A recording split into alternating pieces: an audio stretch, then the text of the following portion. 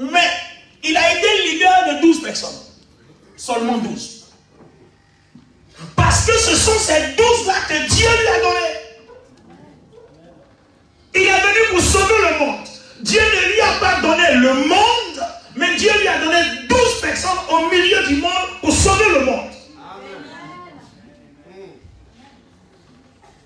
Je veux parler à 4 personnes à qui la prophétie appartient. Le problème des hommes, c'est que nous voulons tout avoir. Mais on ne peut pas tout avoir. Au milieu de tout, il y a ceux que Dieu nous a donnés qui sont pour nous et il y a ceux qui ne sont pas pour nous.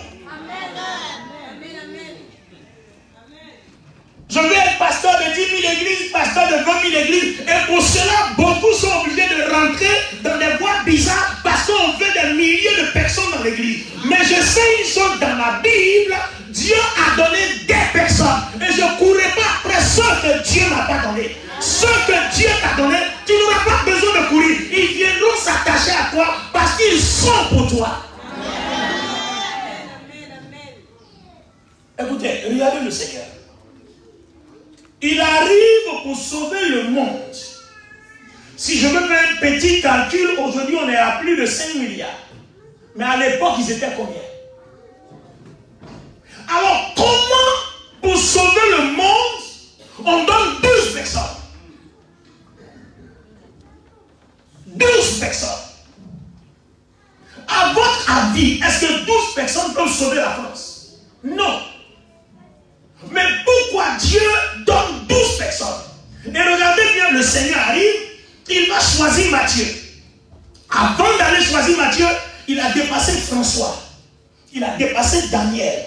Il a dépassé Joseph. Il a dépassé Kwasi. Il a dépassé Kwadjo. Et puis il dit, Matthieu, toi, viens. Alors, pourquoi il dépasse autant de monde et il tombe sur Matthieu?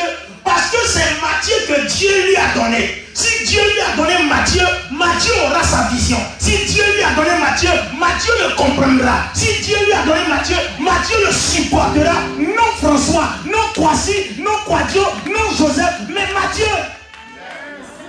Vous ne pouvez pas marcher avec des gens et être d'accord avec eux. Vous ne pourrez jamais former des projets avec des gens et réussir les projets s'ils ne sont pas des gens que Dieu vous a donnés. Ils finiront par vous trahir, ils finiront par vous laisser tomber. Mais ceux que Dieu vous a donnés, ils seront avec vous, ils ne vous laisseront jamais parce qu'ils sont pour vous.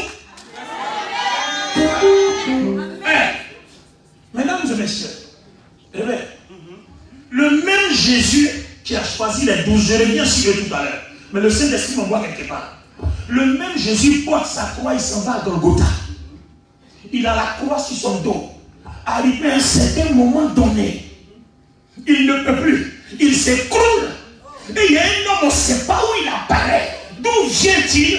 Il s'appelle Simon de Cyrène. Il dit, donnez-moi la croix, je vais charger. Mais quelqu'un pouvait se poser la question. Un de ses parents pouvait dire, mais Simon de Cyrène là, son problème il est où? Son problème c'est quoi? Une croix aussi lourde, on le frappe. Comment tu peux accepter qu'on te frappe pour quelqu'un que tu ne connais pas? Mais si Dieu t'a donné quelqu'un, même si elle ne te connaît pas, elle va mourir pour toi. Elle va payer le prix pour toi. Je dis, si Dieu t'a donné quelqu'un, aïe, aïe, aïe, je dis, si Dieu t'a donné quelqu'un, seul que Dieu t'a donné. Nous avons besoin de faire le tri au milieu de nos relations.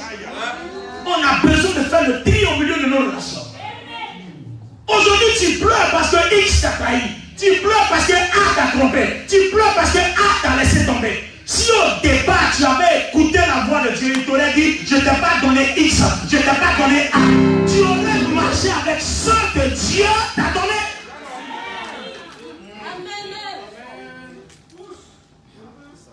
Simon de Cyrène porte la croix, on frappe Simon de Cyrène. Les parents se plaignent. Quel est ton problème? Vous savez, dans la vie, il y a des gens que Dieu a programmés pour nous. Ce sont les piliers de nos vies.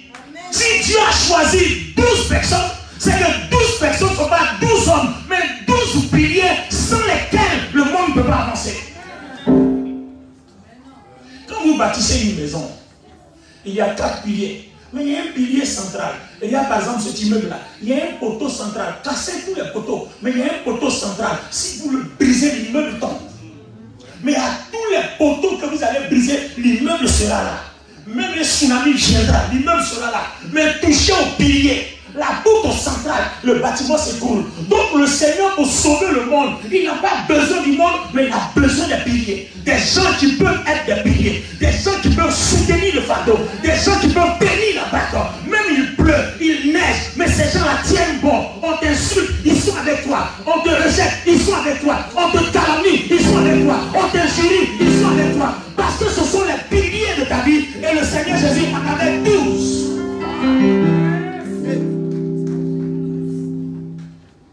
Cherche à marcher avec les piliers de ta vie.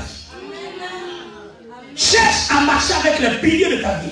Simon de Cyrène apparaît comme pilier qui devait permettre au Seigneur d'arriver à la croix. Vous savez, les piliers jouent des rôles clés. Les piliers ne se promènent pas partout. Ils jouent des rôles clés. Et généralement, ils accomplissent ce que personne n'a envie d'accomplir.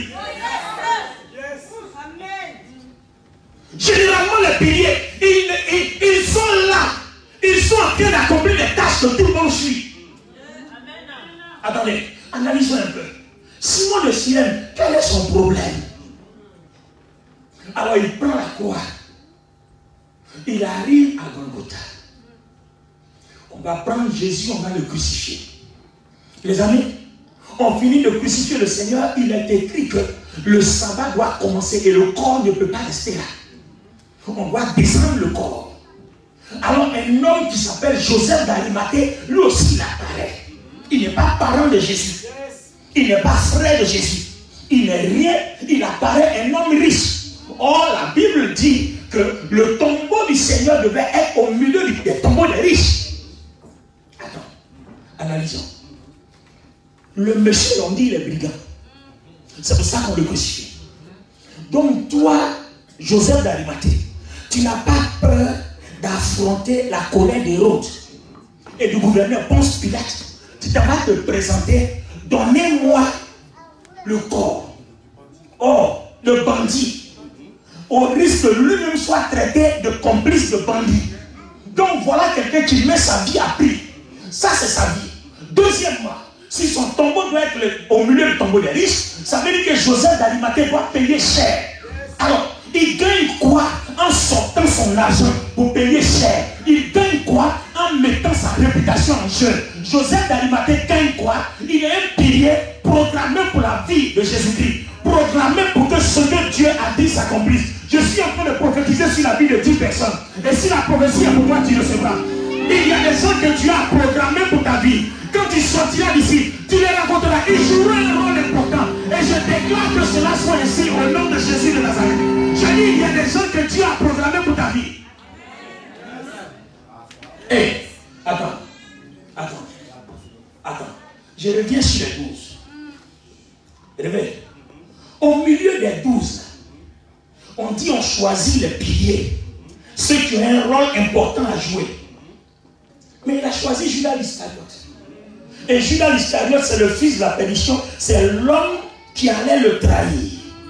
Vous savez, dans la vie, il est bon de savoir analyser les pensées de Dieu. Il y a des gens que Dieu te donne. Ils viendront jouer un mauvais rôle. Un rôle de pourriture. Mais c'est par ce rôle de pourriture-là que ta destinée va s'accomplir. Ce rôle de pourriture va ouvrir la porte. Toutes les personnes qui sont mauvaises ne jouent pas leur rôle dans nos vies, ne sont pas souvent mauvais. Le psalmiste dit, tu me poussais pour me faire tomber, mais le Seigneur m'a secouru. Attends, là encore je dépose là parce qu'on ne comprend pas. Joseph avait un rêve. Pour le rêve, les frères veulent le tuer. Mais au milieu des frères qui veulent le tuer, il y a un que Dieu a donné à Joseph. Tout le monde dit tuons-le. Au départ, ils étaient tous d'accord. Mais à la fin, Ruben dit non, ne le tuons pas. Jetons-le dans un trou. Je veux dire à quelqu'un, à partir d'aujourd'hui, quand tu auras écouté ce message, quand tu partiras d'ici, tes ennemis qui se sont assemblés pour te faire du mal, il y a un qui sera pour toi, qui va déclarer que le malheur ne t'arrive point. est-ce que quelqu'un comprend le plan de Dieu? Au milieu de ceux que Dieu nous a donnés, il y a aussi ceux que Dieu nous a donnés qui viennent jouer un rôle de pourriture, mais ce rôle-là, c'est pour ouvrir une porte de gloire. Comment il s'avère qu'à la fin, Ruben dit, non, je ne suis plus d'accord contre Dieu. Il est d'accord au départ, désaccord à la fin. Je veux dire à quelqu'un ici à partir d'aujourd'hui, dans ta vie, si tu as bien compris le plan de Dieu, et si tu comprends ce que Dieu est en train d'annoncer sur ta vie, je dis, ils s'assembleront, ils prendront des décisions, tuons-le, qu'elle ne se marie pas, qu'il ne prospère pas. Mais à la fin, il y a un qui est pour toi qui va parler. Il y a toujours un. Nos ennemis ne peuvent pas nous atteindre parce qu'il y a toujours un qui parle pour nous à la fin. Il y a toujours un. Même au milieu de nos ennemis, il y a des gens que Dieu programme pour nous. Eux-mêmes, ils ne comprennent pas pourquoi ils parlent pour nous. Mais qu'est-ce que Dieu veut que tu comprennes? Le Seigneur veut que tu comprennes ce matin. On ne peut pas marcher et prospérer avec n'importe qui.